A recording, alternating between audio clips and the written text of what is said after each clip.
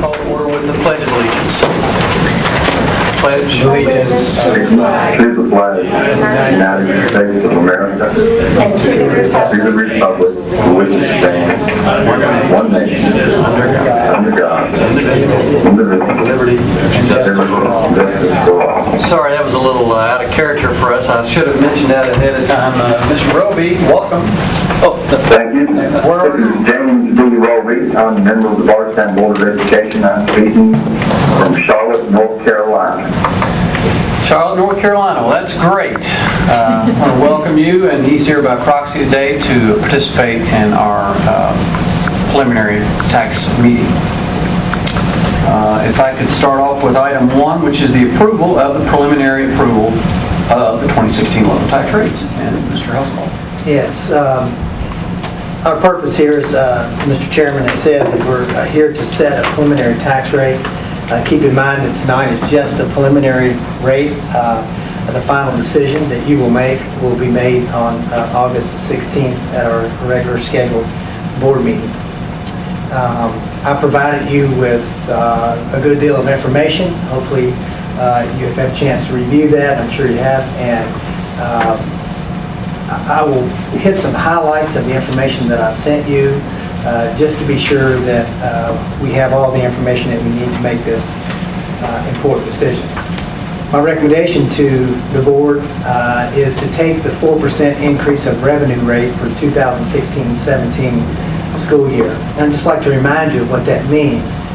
That is a 4% increase of revenue. It has nothing to do with the rate itself. It's 4% increase of revenue over the previous year. Let me give you an example. In some past years, the increase that we're looking for would be a $28 on every 100,000. That was 2 years ago. 3 years ago, it was $33 increase on every 100,000. This year, we're looking at $17 increase on every $100,000 of property. And that is my recommendation to you. I realize that this can be a very difficult task for the Board of Education, and also it's a difficult task for your superintendent. It's not a pleasant experience. We didn't create this system. This is a system that our legislators put in place, putting this burden of determining a tax rate back on the local Board of Education. But it is the system that we have to work with. So we have this difficult decision, and we have to make what we think is the best decision for the education of the children of the school district. I'm a proponent of this 4% increase in revenue over the previous year, but in the end, if you have a different direction you want to go, I want you to know with all my heart, we will support this decision of whatever you come up with, and we will work and do our very best to make this budget balance. So you had some information there in front of you, and the first document there is an email, if you will, that I have sent earlier, and in that information there is some information about House Bill 44, and let me share that with you now. Your state legislators give you 3 rates that you can choose from each year. The first is called the compensating tax rate. And what this does, it produces the amount of revenue that was equal to the previous year. Subsection, this will produce no more revenue than last year's maximum rate would. And then the 4% increase of revenue, it is produced using the compensating rate. This would be 4% additional revenue over the compensating rate. Again, I can't emphasize enough, it's not 4% tax increase, it's 4% increase of revenue. And as you can see from that example I gave you, from a previous year it was $33, this year it's $17. How does that happen? One of the ways that happens is we have more property, we have more people paying the tax. If you have an amount of money and people have to pay it, the more people you have, the less their share. So if you will now turn to that report in your packet there called Report 1. Should be right behind the first document there. There are three taxable properties. The first is real estate, the second is personal property, and the third is motor vehicle. If you look at item D, straight across, we'll pass, first let's look at the motor vehicle. That percentage will be 53.1. As far back as we can remember, there has never been an option on motor vehicle. It stays the same. It will produce $427,814. So that number's been 53.1 for a good while, and it remains the same again this year. Then looking at your, and you have this in front of you, so I'm just going to hit the rate and then the total amount. The compensating rate would bring a total of $8,487,931. Subsection rate would bring $8,663,391, and then the 4% increase of revenue would bring a total of $8,816,920. So that's kind of what we're looking at here, and of course there could be some variation of the 4% as well. Keep in mind that that the compensating rate does not require a hearing or a recall. The subsection requires a hearing and a recall, and the 4% increase of revenue requires a hearing. And one more point that we want to take a look at here is that on down your page there, you'll see that a 0.5 cents may be added to the above property rates to recover prior year losses due to exonerations. And exonerations can be from the Homestead Act or disability exemptions.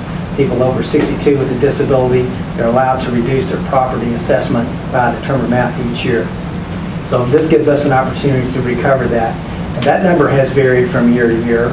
A lot of this is based on the economy and some other things. That's been as low as 0.1, 0.2, and this year it's 0.5. So, if you will, turn back to the document we were looking at to start with. Look at page 2, if you will, please.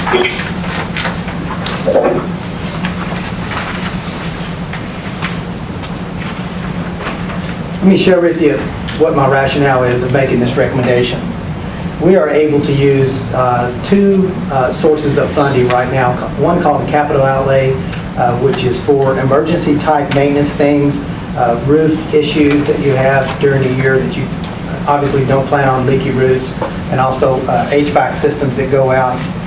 And the second form is unused bonding funds, or debt service is how we should be referring to that. Unused debt service, which is what we pay our bonding projects with. We recently have purchased some property. We have a construction project underway right now, and then we have plans to build in the future. These bonds, debt service bonds, will need to be paid. This money will then be obligated. So what I'm trying to tell you is that while we're able to maintain a contingency right now that's within the state's recommendations, there is a minimum amount that's not a recommendation, it is the law, that if you go below 2%, the state recommendation is approximately 5%. While it looks like we're there now, if these monies were to abruptly stop, it would put us in a very tight financial situation. Secondly, Che Ritter, the district funding branch manager with the Kentucky Department of Education, we see his name quite a bit on some documents. This year, again, at the CASBO conference, he has recommended, almost pleaded with school districts to consider the 4%. There are many districts that have not taken the 4%, and at this point, they're having some financial troubles. What we do sometimes in this business is we falsely think that we can make up the difference with an increase in SEEK. And folks, SEEK has not increased for a long, long time. If there has been any increase, there have been additional expenses added to it. If anything, SEEK has decreased in the past decade almost every year in one way or the other. So his point here is that if expenditures continue to rise, and you think about insurance, and our insurance has gone up on an average in the last 3 years 7.3%. Utilities have gone up 5.3%. Bus fuel has increased over a 3-year span of approximately 3%. If you look at it that way, your expenditures continue to increase, but your revenue doesn't. This 4% that we're looking at, when you look at the increase that we're required to do with salaries, with step, and then sometimes mandated raises, when you look at those, that's about $400,000 a year, and that's about what we're going to be bringing in extra with the 4%.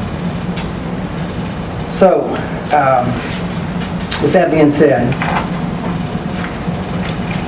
let me give you some closing thoughts. There are some other items there that I've shared with you prior to this meeting, but for sake of time, those were my main points that I wanted to share with you.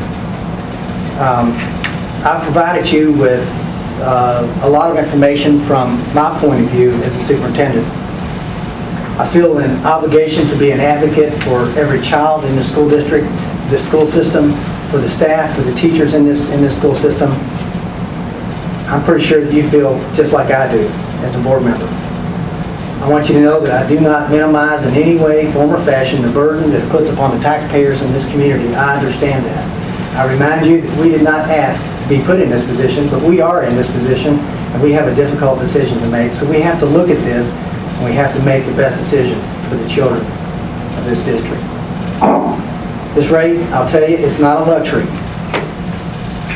It's a necessary thing to do in order to adequately provide the education we need to. In other words, to keep up with the expenses, the expenditures that continue to increase over time, we need to be able to keep up with that. The only way to do that is to increase your revenue at a similar rate that your expenses are. So tonight, I want to remind you that this is a recommendation that I've said to you. This is not the motion. It will be up to you to make that motion on what direction you want to go. In the end, whatever we decide on, you can count on this district's, this staff, this administration. We will support you on whatever decision you make, and we will do our very best to make this budget balanced today and in years to come.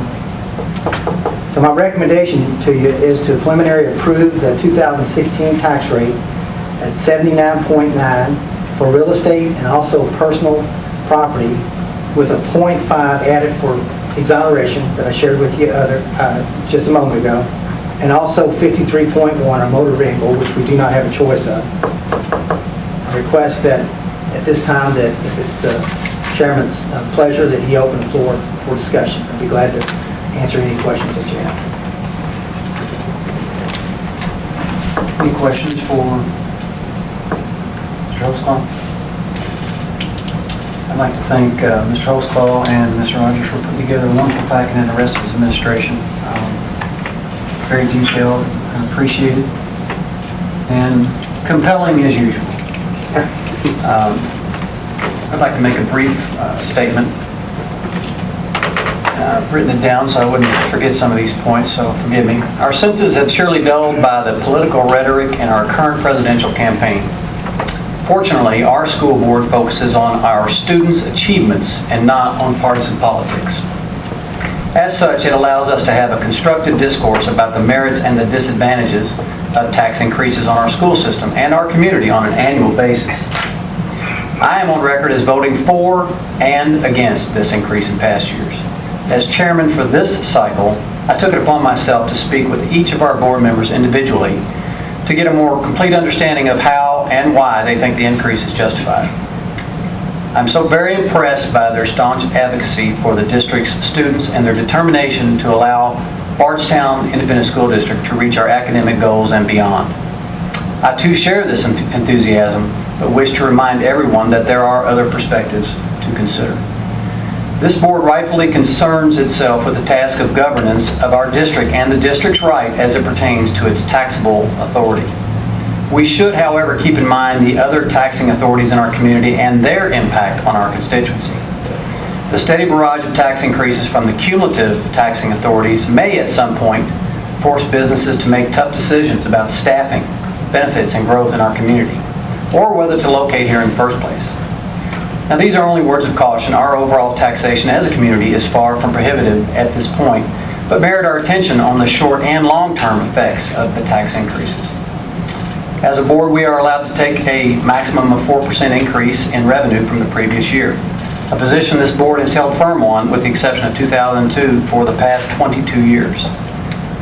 Perhaps a compromise of 3% increase would signal our desire to maintain sustainable growth with a nod of conciliation toward our community. I'll end with a quote from our famous Kentucky statesman, Henry Clay, who said, "Government is a trust, and the officers of the government are trustees. And both the trust and the trustees are created for the benefit of the people." As always, I remain committed to the decisions of the board and the outstanding work of Mr. Holzclaw, his dedicated administrators and teachers of the Bardstown Independent School System. So at this time, I would like to make a motion to preliminarily approve the 2016 tax rate as 79.2 for real estate and personal property with a 5 cent added to recover prior year losses due to exoneration and 53.1 for motor vehicles. This is a 3% increase of revenue from the previous year. Can I have a second? Mr. Stone, before you get that would be a 0.5 as opposed to 5 cent. I beg your pardon. Just 0.5. 0.5. Thank you. Yes, thank you. Do I have a second? I have a second. Okay, thank you. So we'll bring it to a vote. All those in favor say aye. Aye. Those opposed? No. No. Okay, the motion does not carry. Is there anyone that would like to make a motion? I'd like to make a motion to preliminary approve the 2016 tax rate at 79.9 for real estate and personal property at 0.5 cents added to recover previous year losses due to exonerations, and the 53.1 for motor vehicles. Is there a second? Second. Second. We have a second, and thank you, Mr. Rowley. Then we'll bring it to a vote. All those in favor say aye. Aye. Aye. Those opposed? Nay. Okay. And the ayes have it. The motion carries. All right.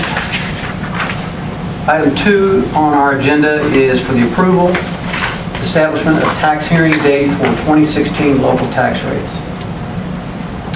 Okay, what you have there in your packet is that we have identified, we have certain guidelines, and I'm not going to read all those guidelines to you. We know that we are required to have a hearing, and so essentially what we're doing is we're scheduling a hearing on August 15th. It does require advertisement, and we do plan to advertise that with the guidelines of, what is it, August 3rd and 7th? Yes, sir. August 3rd and 7th, but those are immaterial to you. The important thing is setting the hearing date. We'll make sure that proper advertisement takes place. Yes. So I'll seek a motion for the approval of the establishment of a tax hearing date for the 2016 local tax rates. August 15th August 15th. at Thank you. 6 p.m. So moved. I have a motion. Is there a second? I'll second. Second. All those in favor say aye. Aye. Aye. Aye. Those opposed? The motion carries. I'd like to have a motion for adjournment. So moved. I'll Have a second? We have a second. And we are adjourned.